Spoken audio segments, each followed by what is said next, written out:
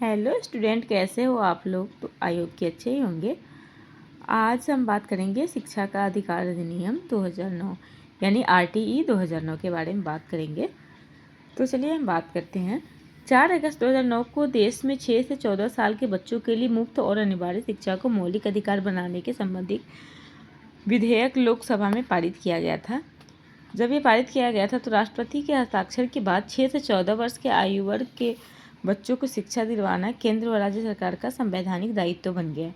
यानी 6 से 14 वर्ष के जो आयु वर्ग के बच्चे हैं उनको मुफ्त शिक्षा मिलना चाहिए।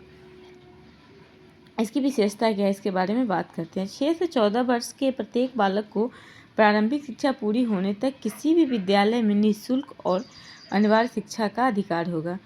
प्रत्येक निजी विद्यालय में 6 से 14 वर्ष के बच्चों के लिए 25% सीटें आरक्षित होना चाहिए और इनसे फीस वसूली करने पर 10 गुना ज़्यादा जुर्माना लगाया जाएगा। जितना फीस होगा स्कूल का, निजी स्कूल का, उसके 10 गुना ज़्यादा जुर्माना लगाया जाएगा।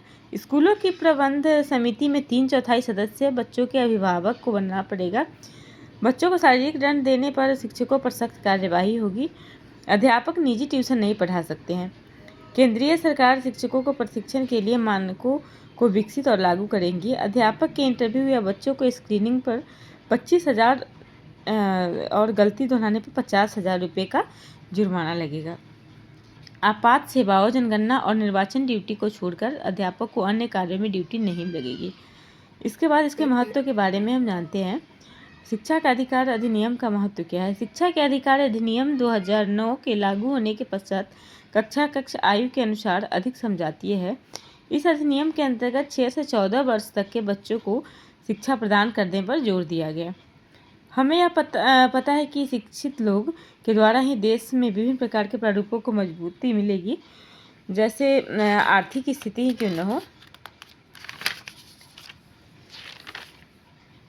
आर्थिक आवश्यकता को ही ले लीजिए। शिक्षा के द्वारा ही किसी व्यक्ति का वर्तमान भविष्य उज्जवल हो सकता है। इन सभी चीज़ों को देखते हुए मौलिक अधिकार बनाने का महत्व स्पष्ट हो सकता है।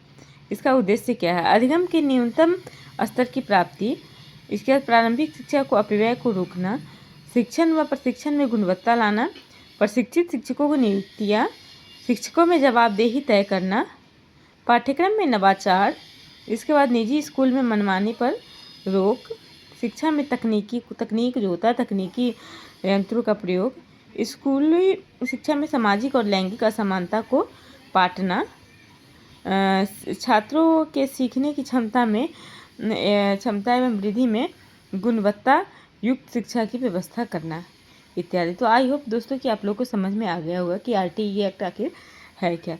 तो ठीक है, मिलते हैं हम अगले क्लास में। Bye bye.